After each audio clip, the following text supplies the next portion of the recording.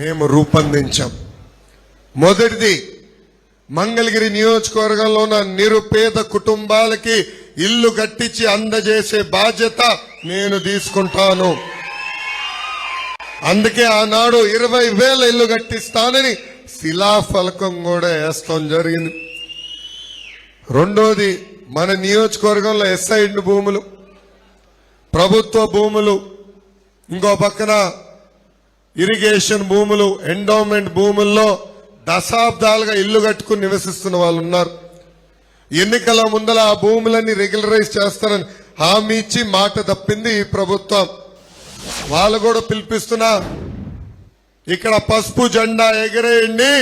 మన ప్రభుత్వ అధికారంలోకి వచ్చిన మొదటి 2 సంవత్సరాలు అది రెగ్యులరైజ్ చేసే బాధ్యత మేము తీసుకుంటాం. ఇంకా టిట్కో ఇల్లు పరిస్థితులు మనం చూసాం. మౌలిక సదుపాయాలు లేక అక్కడ ప్రజలు అనేక ఇబ్బందులు ఎదుర్కొంటున్నారు. వాళ్ళకి మౌలిక సదుపాయాలు కల్పించే బాధ్యత మేము తీసుకుంటాం. ఇంకా U1 జోన్ రైతులకి ఎమ్మెల్యే గారు అనేక హామీలు ఇచ్చి ఇప్పుడు టోపీ పెట్టి ఆయన పారిపోయాడు. పాపం రైతులు అనేక ధర్నాలు చేశారు. ఆ U1 జోన్ ని కూడా రెగ్యులరైజ్ చేసే బాధ్యత మనం తీసుకుంటామని ఈ సభాముఖంగా తెలుపుతున్నాం. ఇంకా స్వర్ణకారులు కేవలం మన నియోజకవర్గంలో కాదు, రాష్ట్ర వ్యాప్తంగా ఉన్న స్వర్ణకారులందరూ అనేక ఇబ్బందులు ఎదుర్కొంటున్నారు. వాళ్ళకి ప్రత్యేక కార్పొరేషన్ ఏర్పాటు చేస్తానని పాదయాత్రలు నేను ఇప్పటికీ హామీ ఇచ్చా. ఇంకా నియోజకవర్గంలో రోడ్ల పరిస్థితులు నాకన్నా మీకే బాగా తెలుసు. ట్రాఫిక్ కూడా విపరీతంగా పెరిగింది. కనీసం ఒక ఫ్లైఓవర్ కానీ అండర్ పాస్ ఈ ప్రభుత్వం వేసే పరిస్థితులు లేదు. అది ఏర్పాటు చేసే బాధ్యత మనం తీసుకుంటాం. ఉప కులాల వారిగా మన నియోజకవర్గంలో కమ్యూనిటీ భవనాలు కడతాం. శ్మశానాలను కూడా అభివృద్ధి చేయాల్సిన బాధ్యత మనకుంది. తప్పనిసరిగా స్థలం కేటాయించి అన్ని గ్రామాల్లో శ్మశానాలు కూడా ఏర్పాటు చేసే బాధ్యత మన ప్రభుత్వం తీసుకుంటుందని ఈ సభాముఖంగా హామీ ఇస్తున్నాం.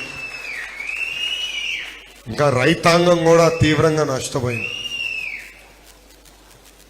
అకాల వర్షాల వల్ల పంట నష్టం అవుతే కనీసం వచ్చి చూసే పరిస్థితిలో ఈ ప్రభుత్వం లేదు. వాళ్ళకి నేను అండగా నిలబడతానని హామీ ఇస్తున్నా. ఇంకా మన నియోజకవర్గంలో తాగునీటి సమస్య తీవ్రంగా ఉంది. డ్రైన్లు కూడా ఎంత అధ్వానంగా ఉందో నాకన్నా మీకే బాగా తెలుసు.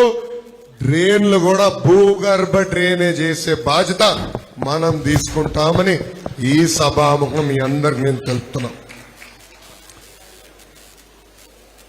ఇంకా మన ముందలుంది కేవలం 100 రోజులు మాత్రమే.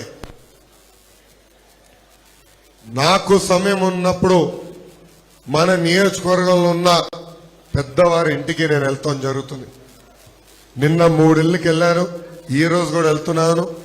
నాకు సమయం దొరికినప్పుడే అందరినీ కలుస్తాను. దయచేసి ఇక్కడున్న వాళ్ళు ఎవరు ఏమనుకో, ప్రోటోకాల్ అన్న పదం మర్చిపోండి. కలిసికట్టుగా పనిచేద్దాం. హడావుడి లేకుండా ప్రజల్ని కలవాలని నేను కోరుకుంటున్నాను. మీరందరూ సహకరించవలసిందిగా ఈ సభాముఖంగా కోరుతున్నాను. రెండోది, ఓటర్ వెరిఫికేషన్. ఎప్పుడు లేని విధంగా క్లస్టర్, యూనిట్, బూత్ వ్యవస్థ మనం ఏర్పాటు చేసుకున్నాం. ఈ వ్యవస్థ ద్వారా ప్రతి ఓట్, ప్రతి క్షణం మనం మానిటర్ చేయాల్సిన అవసరం ఉంది. ఇది మనందరం సీరియస్ గా తీసుకోవాలి. ఇంకా బాబు షూరిటీ భవిష్యత్తు గ్యారంటీ కింద చంద్రబాబు నాయుడు గారు సూపర్ 6 హామీలు ప్రజలకు ఇచ్చారు. మహిళలు కానివ్వండి, మా బీసీ సోదరులు కానివ్వండి, యువత, రైతులు కానివ్వండి, నిరుద్యోగ యువకులు కానివ్వండి,